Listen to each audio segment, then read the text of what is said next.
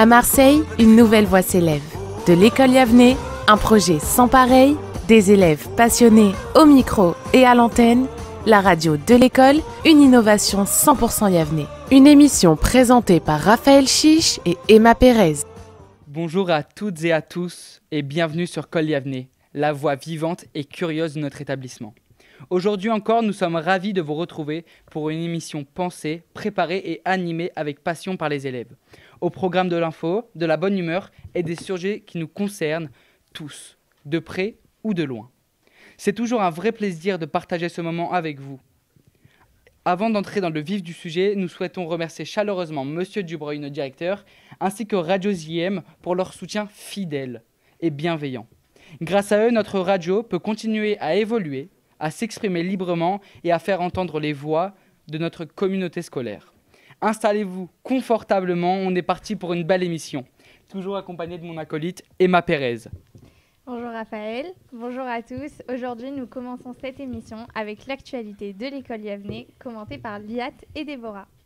La chronique Yav News vous est présentée par Déborah Grigri et Liat Lévy. Bonjour à tous, aujourd'hui nous allons prendre un temps de mémoire, un moment pour nous souvenir de ce jour particulièrement significatif. Le jeudi 24 avril, marqué par la commémoration de Yom HaShoah. Yom HaShoah, institué en Israël en 1951, est une journée dédiée à la mémoire des 6 millions de Juifs assassinés durant la Seconde Guerre mondiale. Il s'agit d'un moment de réflexion, de transmission et de prise de conscience pour ne jamais oublier, pour lutter contre l'oubli et pour faire en sorte qu'une telle horreur ne se reproduise jamais.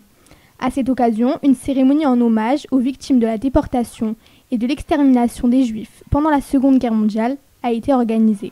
C'est vraiment un moment très fort. Je trouve que c'est important qu'on en parle. On a tous été touchés par cette journée. Oui, et cette année, nous avons eu la chance et l'honneur d'accueillir la nièce de Denise Toros-Marter, une ancienne déportée, venue témoigner de l'histoire de sa tante, victime de la barbarie nazie. Son récit à la fois bouleversant et essentiel a permis d'apporter une dimension personnelle à cette tragédie, en honorant la mémoire des millions de victimes disparues. Nous avons également eu la chance de pouvoir l'interviewer. Ce fut un moment précieux et enrichissant. Aujourd'hui, c'est vous qui continuez à faire vivre son histoire. Qu'est-ce que vous aimeriez qu'on retienne, nous, de son histoire ? Ce qu'elle a vécu, parce que des millions de Juifs l'ont vécu, parce que très peu sont revenus, et que quand ceux qui sont morts leur ont demandé « Si tu survis, raconte », elle a raconté. Elle a laissé un gros héritage et ce que je veux, c'est que ce qui s'est passé là-bas et ce que les gens ont subi, on continue à le raconter pour qu'on le sache, pour que ça ne tombe pas dans l'oubli. Qu'est-ce que ça représente pour vous, personnellement, de porter et de transmettre cette histoire aujourd'hui ? C'est à la fois un fardeau et une joie. Parce que raconter des choses aussi terribles, même si je ne les ai pas vécues personnellement, mais je les ai beaucoup entendues, puis j'ai lu beaucoup de choses, et puis j'ai vu beaucoup d'émissions sur ça, c'est tellement terrible. Et c'est une joie parce que de toute cette génération dont je suis, j'ai quand même 77 ans, je suis la seule de toute la famille. Et après moi, il y aura plus personne pour raconter. Donc je suis heureuse de le faire. À votre avis, qu'est-ce que des jeunes comme nous peuvent faire pour continuer de lutter contre l'oubli et la haine ? Il faut être une pierre de l'édifice, lire, apprendre, répéter. Pendant des siècles, rien n'était écrit. Les gens se retrouvaient le soir autour du feu et il y avait des conteurs qui racontaient l'histoire du village et des gens du village et qui remontaient à des générations. C'était des livres parlants. Et vous allez faire pareil. Vous écoutez ce que moi je vous raconte, ce que vos grands-parents, les émissions vous racontent. Vous l'apprenez, vous le répéterez à vos enfants, qui à leur tour le répéteront. Et comme ça, c'est la vie éternelle, ça. Merci à elle. À présent, Liat va nous parler de 2 autres journées importantes dans le calendrier. Je vous invite à découvrir comment ces moments de mémoire et de célébration marquent le peuple juif. Liat, c'est à toi. Merci Déborah. Bonjour à tous. Aujourd'hui, je vais vous parler de 2 journées très importantes dans le calendrier israélien. Yom HaZikaron et Yom HaSmaout. 2 journées très différentes mais qui se suivent directement, c'est ça ? Oui, exactement. D'abord, Yom HaZikaron, la journée du souvenir. Israël rend hommage aux soldats tombés au combat et aux victimes du terrorisme. C'est un moment fort, plein d'émotions. À 11h, une sirène retentit dans tout le pays et tout s'arrête pour une minute de silence. Et cette année, cette journée avait une signification encore plus profonde, en pensant aux victimes des attaques du 7 octobre et à ceux tombés dans la guerre actuelle. À l'école aussi, nous avons marqué ce moment. L'ensemble du collège et du lycée s'est réuni. Nous avons fait une minute de silence et des élèves de terminale ont pris la parole avec beaucoup de maturité et d'émotion. Et ensuite, l'ambiance change complètement. Exactement. Le lendemain, c'est Yom Ha'atzmaut, la fête de l'indépendance d'Israël. C'est une journée de joie et de danse où tout le monde s'habille en bleu et blanc, les couleurs du drapeau d'israélien. Des terminales ont aussi organisé un incroyable talent avec 6 lois gagnées. Le gagnant, Aaron Layani, a fait rire tout le monde en imitant les professeurs. La fête s'est poursuivie dans la cour, dans une ambiance festive et chaleureuse, avec un DJ, de la musique, de la danse et un repas spécial préparé par la cantine. Ces 2 journées, l'une marquée par le recueillement et l'autre par la célébration, nous rappellent à quel point la mémoire et l'espoir sont liés dans l'histoire du peuple israélien. Elle nous montre que même face à la douleur et aux épreuves, il y a toujours cette volonté de se relever, de célébrer la vie et de continuer à avancer ensemble avec fierté et détermination. Merci Liat et Déborah pour cette actualité. On se retrouve juste après la première pause musicale.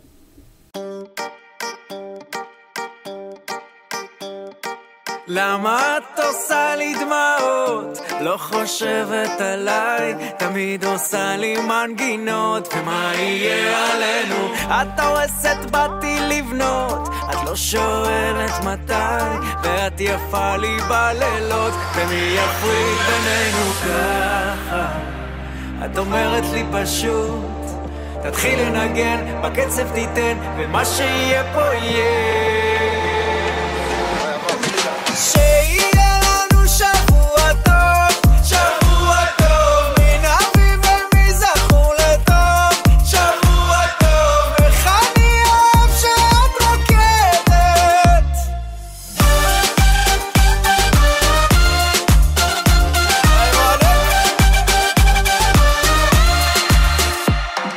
למה את גונבת צמיחות? נהיה לי קר פה מדי, תשאלי בחלומות מה יהיה עלינו, גם בעצב גם בשמחות, את לא עוזבת היד, נכון עשינו טעויות, ומי יכול עלינו ככה? את אומרת לי פשוט, תתחיל לנגן, בקצב תיתן, ומה שיהיה פה יהיה. שיהיה לנו שבוע טוב, שבוע טוב, מן אביב ומזכור לטוב, שבוע טוב, איך אני אוהב שאת אומרת. שיהיה לנו שבוע טוב, שבוע טוב, כל מה שנשאר זה לאהוב, שבוע טוב, איך אני אוהב שאת רוקדת. הלאה. שבוע טוב.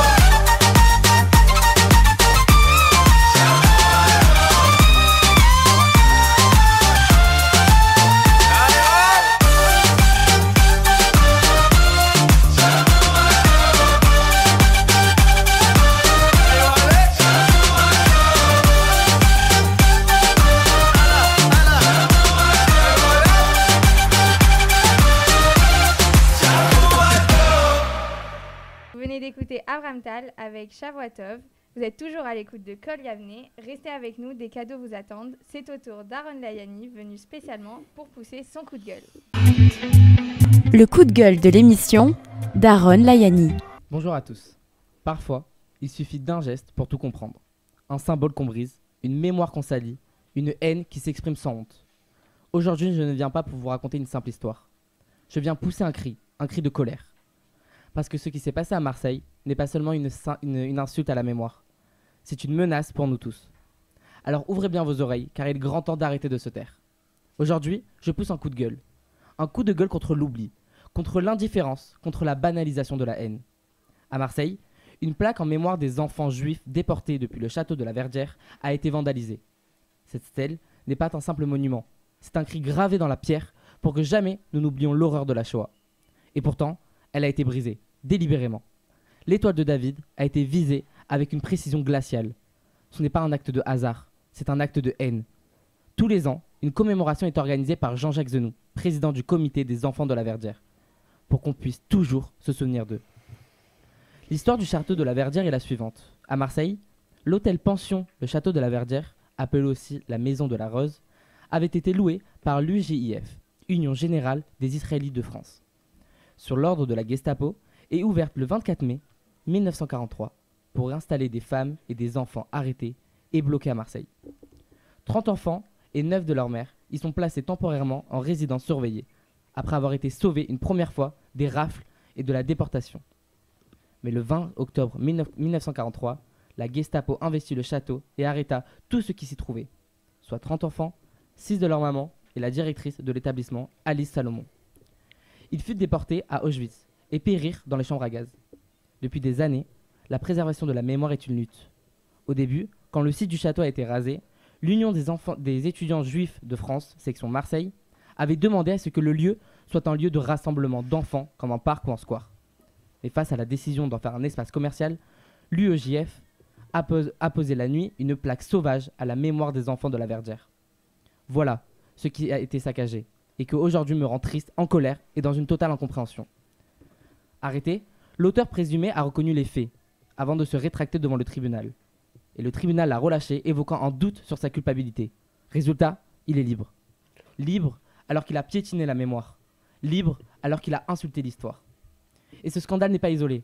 Aujourd'hui encore, les Juifs vivent dans la crainte et dans la méfiance. L'antisémitisme n'est pas qu'une page du passé, c'est une réalité brûlante du présent. Chaque profanation, chaque attaque, chaque injure antisémitisme est une cicatrice ouverte dans notre société. Et quand la justice échoue à protéger la mémoire, elle trahit non seulement les victimes, mais aussi l'avenir que nous prétendons construire. Alors non, je ne me tairai pas. Non, je ne minimiserai pas. Non, je ne tournerai pas la tête. Parce qu'il ne s'agit pas simplement de défendre une stèle brisée. Il s'agit de défendre la dignité humaine, la vérité historique et l'honneur des enfants martyrs qui n'ont plus de voix pour crier. Et si aujourd'hui nous laissons passer la haine sans rien dire, alors demain, c'est notre humanité tout entière que nous laisserons tomber. La mémoire est en combat. Ne pas la mener, c'est déjà capituler. Souvenons-nous d'une chose. Quand on laisse la mémoire se faire piétiner, c'est l'avenir qu'on condamne. À nous de choisir. Rester silencieux ou devenir les gardiens de l'histoire.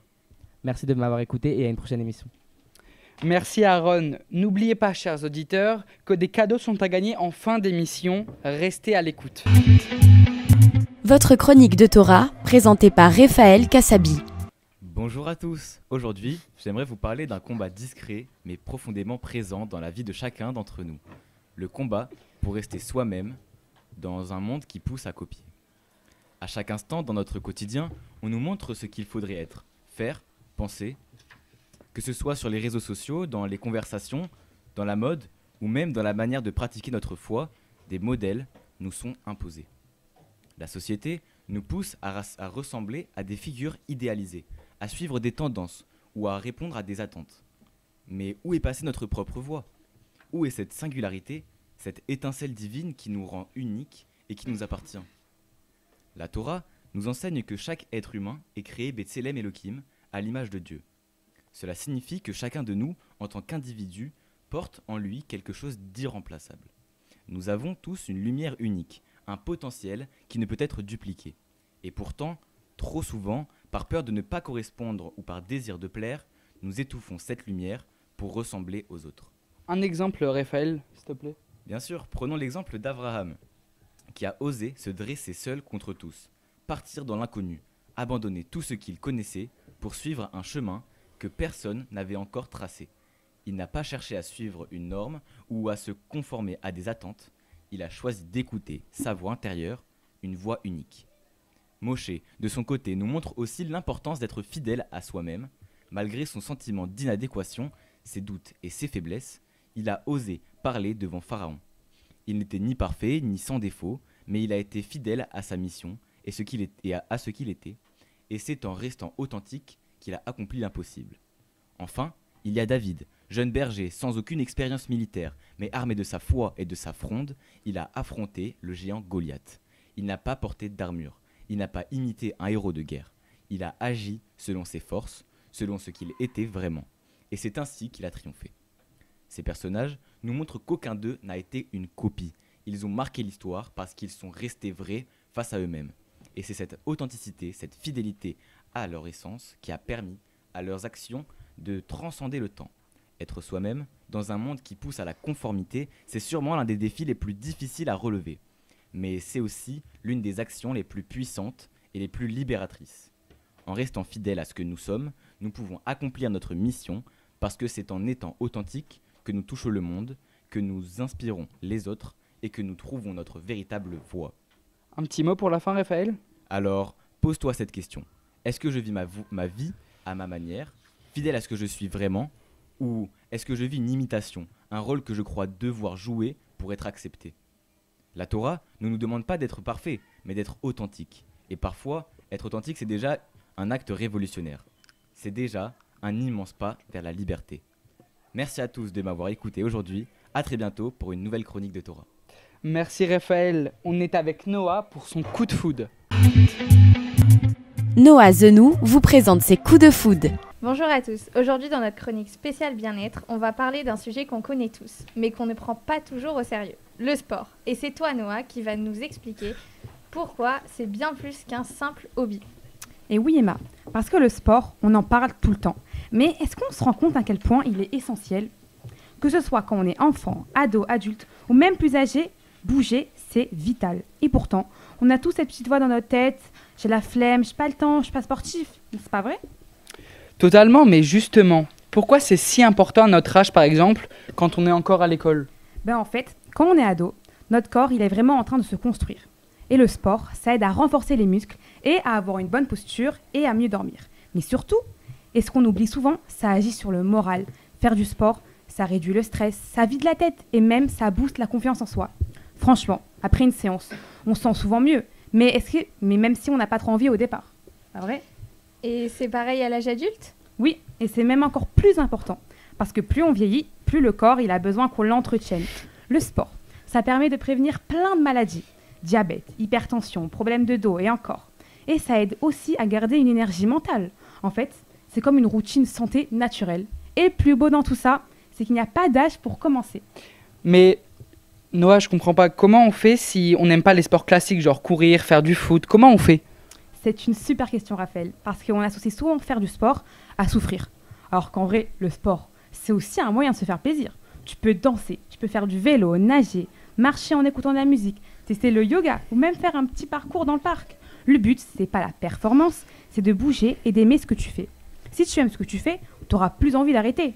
D'ailleurs, j'ai entendu dire que tu faisais beaucoup de sport, Raphaël. Tu peux nous en présenter un ? Oui, bien sûr. Moi, je fais du golf. Je sais, j'ai pas 85 ans, mais moi, ça me plaît.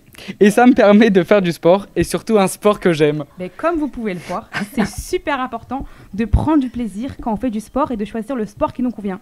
Et je crois que Raphaël a très bien compris ce concept. Sinon, toi, Emma, est-ce que tu fais du sport ? Oui, moi je fais du pilates une fois par semaine. Ça me permet vraiment de muscler on a du sport. Hein. Et de m'affiner. Oh. Ouais, Voilà, tu vois. J'aime beaucoup ce sport parce qu'il est très doux et pour moi qui me fait mal tout le temps, c'est parfait. C'est génial que tu aies pu trouver un sport qui te plaît et qui te correspond. Vous voyez que pour aimer le sport, il suffit de trouver celui qui nous correspond le mieux.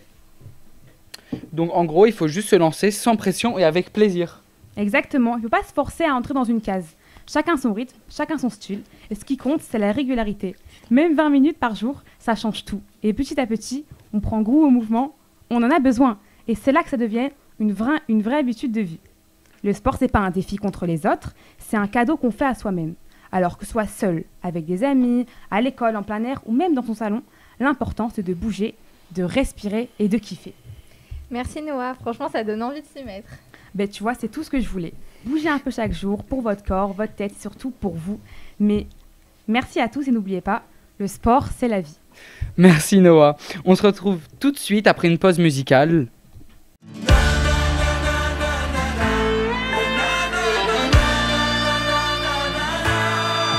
חלון פתוח, תבוא ברוח, תלטף אותה עוש הכל.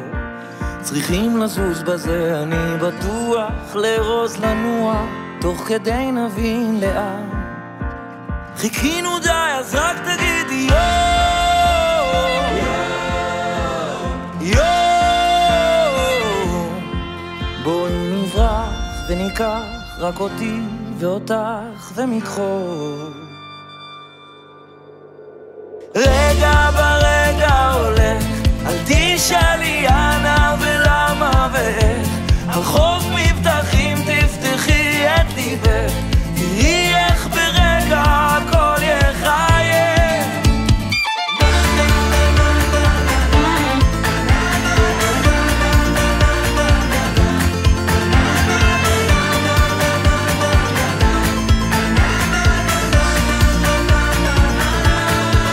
חלון פתוח, אוויר מלוח, קו המים מתקרב לחוף, הזמן נוזל עכשיו נשבות לנוח, לפחות שבוע, לא נחשוב על שום דבר, חיכינו לו והנה בא היום,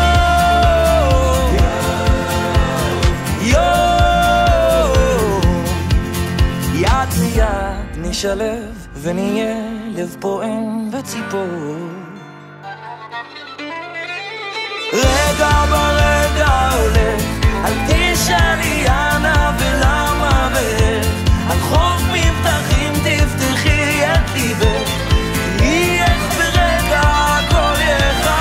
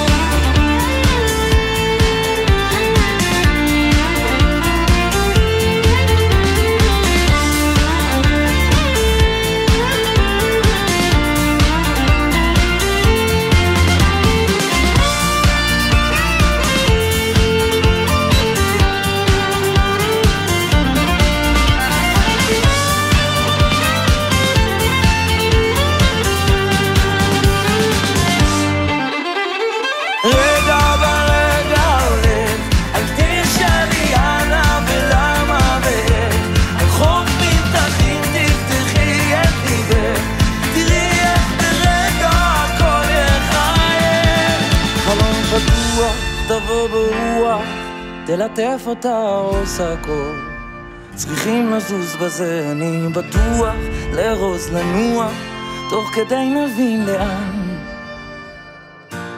והנה בא היום. C'était Rega de Hanan Benari. À présent, nous recevons Jonas Roussy pour sa chronique Histoire. Restez bien à l'écoute, des cadeaux sont à gagner en fin d'émission. La chronique Histoire, présentée par Jonas Roussy. Bienvenue dans les voies de l'histoire. Aujourd'hui, Déborah, prophétesse et stratège, une figure puissante mais souvent oubliée. On est toujours à l'époque des juges. Israël est opprimé par un roi cananéen, Yabin et son général Sisera. Le peuple souffre sans armée ni roi. Et là, une femme se lève, Déborah. Elle siège sous un palmier, rend la justice et reçoit l'inspiration divine. Elle convoque Barak, un chef militaire, et lui transmet l'ordre de Dieu. Rassemble 10 000 hommes, Dieu livrera Sisera entre tes mains. Mais Barak hésite et demande que Déborah vienne avec lui. Elle accepte, mais prévient. Ce ne sera pas toi qui vaincras Sisera, une femme le tuera. Et c'est exactement ce qui se passe. Sisera s'enfuit, trouve refuge sous la tente de Yaël, qui l'assassine pendant son sommeil. Déborah chantera ensuite la victoire dans un des plus anciens poèmes de la Bible. Une juge, une prophétesse, une meneuse.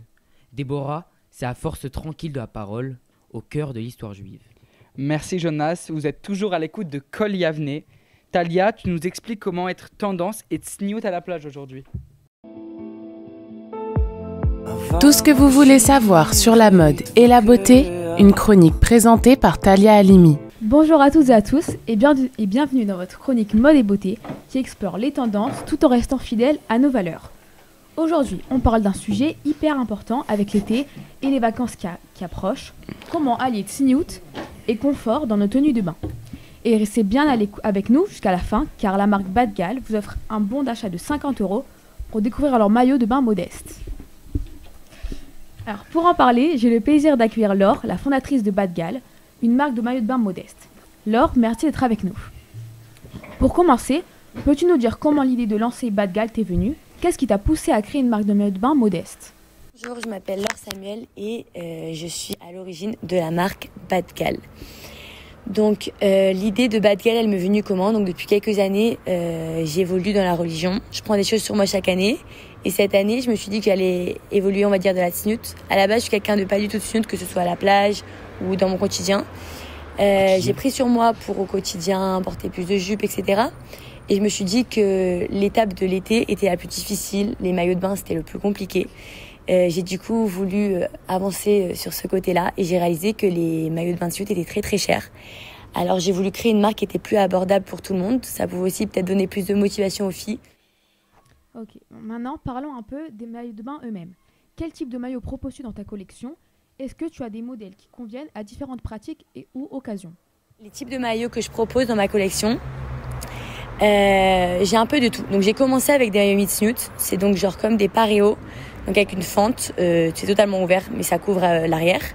Et après j'ai commencé à sortir des collections de plus en plus tsniout. Donc à l'heure actuelle j'ai vraiment de tout. J'ai des jupes totalement ouvertes comme des paréos, matière maillot de bain.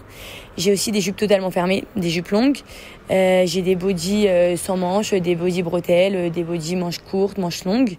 Et je viens de lancer la nouvelle collection de robes 100% tsniout. J'ai différents styles de maillots. J'ai des maillots plus classiques. Et aussi j'ai des maillots plus adaptés pour des occasions un peu plus festives, avec des paillettes, du doré, etc. Ok, c'est super d'avoir un choix aussi varié. Mais créer ces maillots, c'est un vrai défi, non? Comment fais-tu pour allier respect de la tsniout et confort pour les activités aquatiques? Et le respect de la tsniout et le confort des activités aquatiques, j'ai sorti différents styles et différentes formes de maillots pour que toutes les filles qui veulent avancer dedans puissent le faire à leur rythme et se sentir à l'aise à la plage ou à la mer. Et donc, où peut-on trouver tes créations et comment peut-on acheter un maillot de bain Badgal, que ce soit en ligne ou dans des boutiques physiques? Mes créations. Alors on peut aller sur TikTok pour voir un peu ce qui se passe. Ça s'appelle Badgal by Laure, donc BATGAL BY-LAURE. Et le plus important c'est le Instagram. C'est là où je poste tous les nouveaux modèles, que je fais aussi des concours. Et aussi c'est par là qu'on peut acheter les articles. Donc l'Instagram c'est pareil, c'est Badgal by Laure. Et pour finir, si je devais vous donner à toutes celles qui hésitent encore à se lancer et à essayer un maillot de bain modeste cet été. Et pour finir, quel conseil donnerais-tu à toutes celles qui hésitent encore à se lancer et à essayer un maillot de bain modeste cet été? Pour finir, si je devais vous donner un petit conseil, on va dire, je pense que le plus important, c'est d'avancer à son rythme, de pas se mettre une pression, de pas partir dans les extrêmes, mais de prendre vraiment des petites choses sur soi, de passer par exemple de maillot de bain 1 pièce à 2 pièces, et après de rajouter un petit paréo, et après une petite jupe, de vraiment faire les choses à son rythme. Parce que sinon, souvent après, on arrête très vite. Et si je vais vous partager une dernière chose sur la tsniout, c'est que pour moi, c'est l'une des plus belles mitzvahs qu'Hachem il est donné à la femme. C'est pas juste une question de vêtements, c'est une manière profonde de se reconnecter à soi-même et à notre lien avec Hachem. Chaque jour, cette mitzvah, elle nous rappelle notre valeur intérieure, elle nous aide à nous respecter et à nous faire respecter. Elle protège aussi notre image pour ce qu'elle est vraiment. Et la tsniout, pour moi, c'est vraiment choisir de rayonner autrement de l'intérieur. Merci beaucoup Laure pour ton temps et ses réponses. Et pour toutes celles qui nous écoutent, Badgal vous offre un bon d'achat de 50 € pour vous aider à franchir le pas et trouver le maillot qui vous correspond. Donc si vous cherchez un maillot de bain qui respecte vos principes tout en étant pratique et moderne, Badgal est une marque à découvrir. Retrouvez-les sur leur site web ainsi que sur Instagram et TikTok pour plus d'infos. A très bientôt dans une nouvelle chronique mode et beauté. Et n'oubliez pas, choisir ce que l'on porte, c'est aussi une manière d'affirmer ce en quoi l'on croit. Merci Talia pour tous ces conseils utiles. Nous terminons notre émission sur une note d'humour avec la pastille d'humour de Raphaël et un invité de marque. La pastille d'humour de Raphaël Chiche. Aujourd'hui, nous avons le privilège, que dis-je, l'honneur et la chance d'avoir l'humoriste Alex Fredo avec nous dans les studios de Col Yavne. Alex Fredo, bonjour et merci d'être là avec nous. Vous êtes notre premier invité. Alors, je te remercie pour le vouvoiement, tu peux me tutoyer parce que j'ai pas 75 ans. Ok, c'est parfait. C'est toi qui as 75 ans, tu joues au golf, Raphaël. C'est vrai. Donc, c'est moi qui devrais te vouvoyer. C'est vrai. C'est l'inverse. Très content d'être là. Ça arrive. Vous savez, moi, je suis depuis tout à l'heure, je suis devant l'émission là et je voulais vous féliciter, c'est formidable. Merci. Et puis c'est Valérie qui m'a invité, on s'est parlé par WhatsApp et c'est un grand bonheur de voir cette initiative. Donc je suis très content d'être là. Quel bonheur. Alors on m'a demandé de faire des blagues devant un humoriste. C'est comme si je devais faire des dérapages devant Thierry Ardisson. Waouh. Waouh. Donc je vais essayer de le faire rire. Si Dieu veut, je fais sa première partie, même si c'est encore toi qui fais des premières parties. Bien ouais. Donc vous avez tous compris que Gad Elmaleh n'a pas pu venir malheureusement. Oh là, je devrais m'arrêter. Non, je viens de me rappeler qu'il est tunisien. Donc on va passer maintenant aux questions. Comment tu es venu avec cette envie dans ta vie de faire du one-man show? Déjà, j'ai pas du tout aimé tes premières blagues sur moi. Elles ne m'ont pas plu.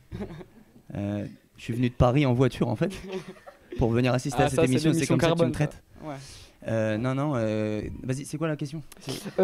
Comment t'es venu l'envie de faire du one-man show? Et est-ce que tu avais un parcours que t'es fait pour faire ça ou pas? T'es fier de ta question? Non, je rigole. Je sais pas, en fait, j'ai commencé sur le tard. J'ai fait la première partie de Gad Elmaleh, justement, qui n'a pas pu venir, malheureusement, au grand malheur de toute cette école. Et j'ai fait sa première partie à Montréal, je me souviens, et ça a commencé comme ça. Je devais même pas faire sa première partie. J'étais même pas humoriste. Je suis monté sur scène, j'ai fait un sketch devant 1300 personnes, alors que je n'étais pas humoriste, je n'avais même pas de sketch. J'ai improvisé un truc, c'était un bide absolu. C'était horrible, mais il m'a dit t'es sympathique, écris, continue. Et donc je suis devenu humoriste, je suis rentré à Paris, en France, et j'ai fait les premières parties de Kev Adams.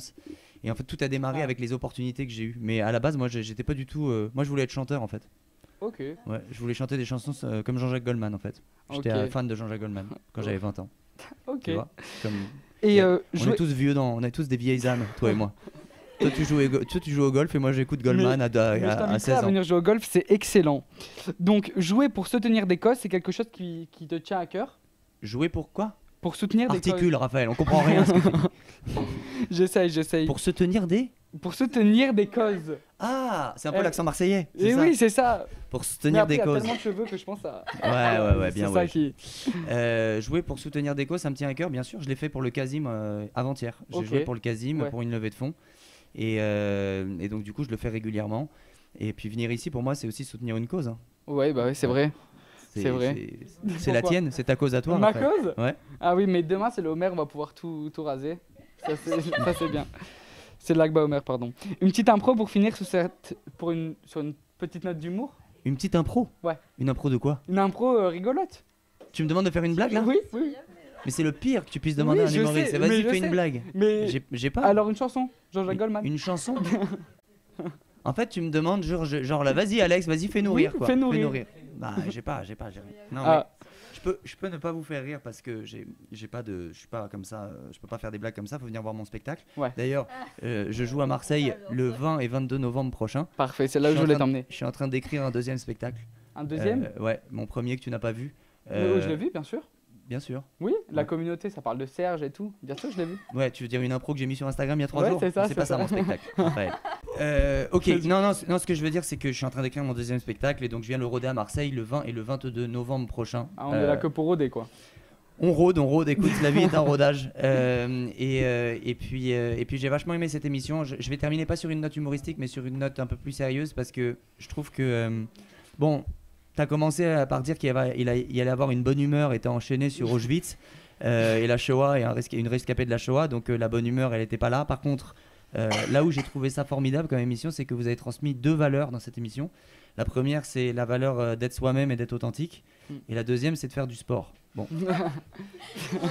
Je trouve que moi je me suis mis au sport récemment. Ah ouais? Okay. À quoi? Parce qu'il n'y a pas d'âge, je me suis senti vachement visé quand tu t'as parlé de même être adulte, c'est important de faire du sport, ça prévient des douleurs de dos, et je me suis bloqué le dos hier à la muscu et je peux plus bouger, c'est terrible. OK, donc être adulte c'est bien, mais ça on a ses souffrances. Non, mais je trouvais que c'était des belles valeurs parce que franchement des fois on a tendance à dire voilà, le judaïsme c'est vachement strict, c'est vachement restrictif, c'est vachement l'accès cette coupe très précis. Arrête de m'interrompre. Tu as la même coupe que moi, c'est juste t'es pas frisé, mais c'est la même. C'est vrai, c'est la même densité. C'est vrai. Toi aussi, Emma. Emma, c'est plus compliqué. Ça va, c'est bon. Et je trouvais que c'était des valeurs simples, mais des valeurs en même temps tellement importantes d'être soi-même et de bouger, de faire du sport, Tu vois, par exemple, on aurait pu... Non, mais attends, on aurait pu avoir un Chabad qui nous dit faut étudier la Torah, il faut faire les mitzvot. Tu vois ce que je veux dire? Pendant toute l'émission, faut étudier la Torah, faut faire les mitzvot. Non, là, on a eu autre chose. C'est un vent de fraîcheur. Après, faut étudier aussi la Torah, il faut faire des mitzvot. Ça, je suis d'accord à dire. Mais on le sait, ça. Et je trouve que faire du sport comme ça, c'est des choses qu'on n'a pas l'habitude d'entendre. Donc, je voulais vous féliciter pour cette émission. Voilà. Merci beaucoup. Et Beatzlacha, beaucoup de belles réussites. Toi, Raphaël, je veux plus jamais te recroiser dans ma vie. Allez, bonne journée. Shabbat Shalom. Shabbat Shalom. Et Shavua Shalom, comme dit Emma, hors d'onde. Allez, c'est parti. N'oubliez pas que des cadeaux vous attendent. Merci beaucoup, Alex. Si vous donnez la réponse... Il y a 2 chalotes à gagner pour le premier appel. Le premier appel, appelez-nous, 2 chalotes à gagner. Par Alex Fredo. Faites par Alex Fredo, donc il y aura des cheveux à l'intérieur. Je suis pas sûr qu'elle soit cachère, mais en tout cas... Ah, bravo. Bravo, Raphaël. Bravo. C'est ça que tu penses de moi? C'est ça. Et dire que je viens du Mikvé, là où j'ai trempé ma vaisselle? C'est vrai? Ouais. Là, à l'instant? Non, il y a la semaine dernière, parce que j'emménage dans mon nouvel appartement. Ok. Tu dis Razak? Tu dis pas Razak? Tu dis Razak? Dis Razak. Si vous donnez la réponse à la question suivante, sur quel sujet portait le coup de gueule d'Aaron, vous remportez un bon de 50 € offert par la marque Badgal.